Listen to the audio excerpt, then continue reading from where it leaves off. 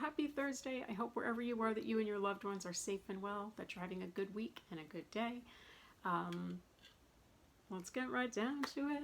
So last Friday I had my thoracic epidural, which was the first thoracic procedure like that I think I've ever had. I know I've had lumbar epidurals multiple times, but never a thoracic one. So that was an interesting experience. It took them a little time to get where they were going, but once they got there, you know, everything took like less than a minute to get all the medication. It took a while to get in there, so it took like 35, 40 minutes, I think, maybe less than that, to get everything where it was supposed to go. But once, you know, the procedure itself was okay.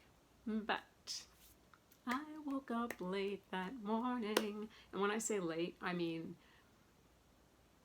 hours late, and woke up basically with 20 minutes until I had to leave for Manhattan, which was like, I think I pulled a muscle in my chest when I jumped out of bed, because I was like, I launched myself out of bed.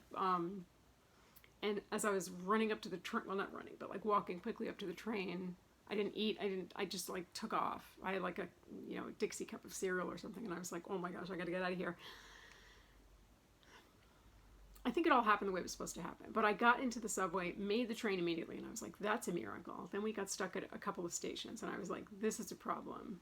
And then I got into the office, what felt like forever later, and with minutes to spare, and this person in front of me on the line was like, he lost his papers, he needed to make appointments, and I was like, please just let me check in. And it was like 5 minutes till my appointment, and suddenly he moved to the side, and the man at the desk was like, oh, can I help you? And I almost dove across the desk. I was like, I'm here, don't start without me, as if they could. Anyway, I got called in pretty soon after that. It was all fine, the procedure was fine, and when I left, I did get a coffee, and I just was walking around with it, and then I got to the train station again, and I missed the train. The train I needed was in the station, doors closed, flying away, and I thought, I'm not supposed to be on that train. But I think everything that had happened that morning was the way it was supposed to happen, and here's why. When I have to do procedures or big tests or things like that, I get very caught up in my own head, like to the point where it gets me so nervous that I start to, you know what that's like you get trapped in like the cycle of, I don't want to do this, or what if this happens, or what if it's not a good thing, or what if the results are bad, or blah, blah, blah, blah, blah.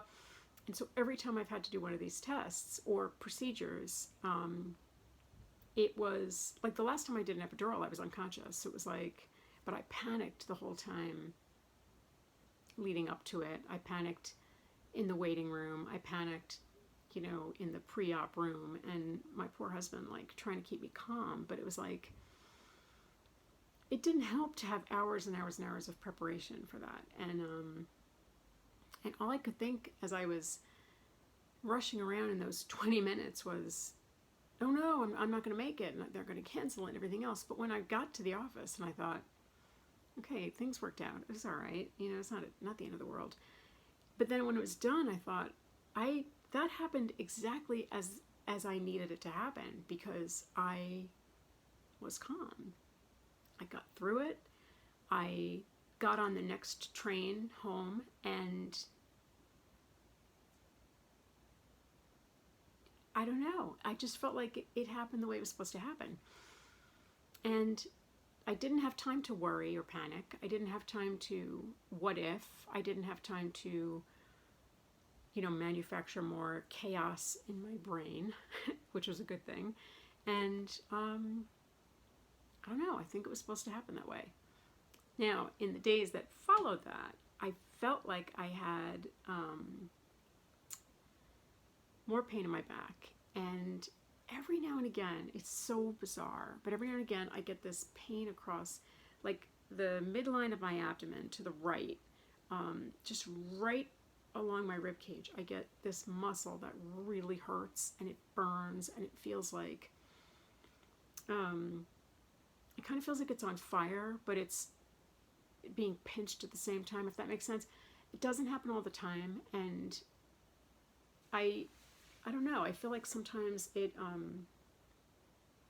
don't know why it flares out, flares up. But I think it was Monday night, Sunday night or Monday night.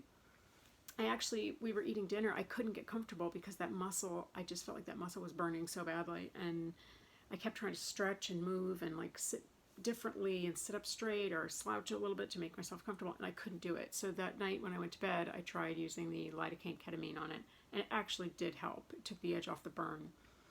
And it's not a deep, it's definitely a muscular, like surface muscle pain. It's not on my skin only though. It's definitely in the tissue underneath. But so that's kind of a thing I've periodically had to deal with. And I did, you know what I mean? I dealt with it. I did the lidocaine ketamine. I've had to use lidocaine and ketamine on my back this week because it's quite sore.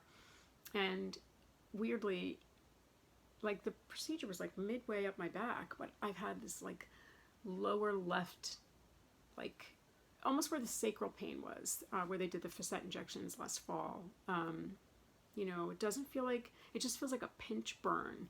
And I know that. I've had that before. It just happens. But yeah, so that's what's been happening since then. And obviously my legs have been, well, obviously to no one except me, but my legs have been really bad at night. And well, all day, but at night especially because I notice it more.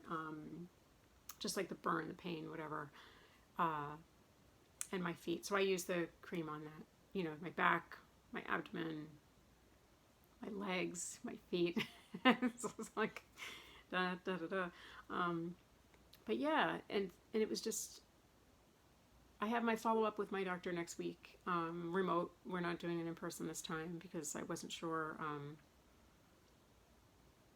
I just thought it would be easier to do a remote visit this time because I don't know. I don't know why I thought that, but I guess I just booked it automatically, and or they booked it automatically, and I wasn't upset about it because it was like, you know, I really just had to talk to him.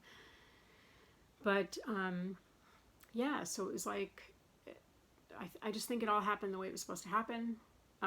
The additional back pain, you know, they said I might be sore. I was sore at the site, and I only noticed that when I sat back in a different chair, and the back of the chair hit that spot right where the Band-Aid was. But for the most part, I didn't feel that side at all. And yeah, so they, you know, they did have to push a lot on my back, but you know, I wasn't awake for these, you know, for so long, so I didn't really know. And it's hard when somebody's working on your back and you're like, what's happening? And they're like, everything's fine. And you're like, tell me what's happening.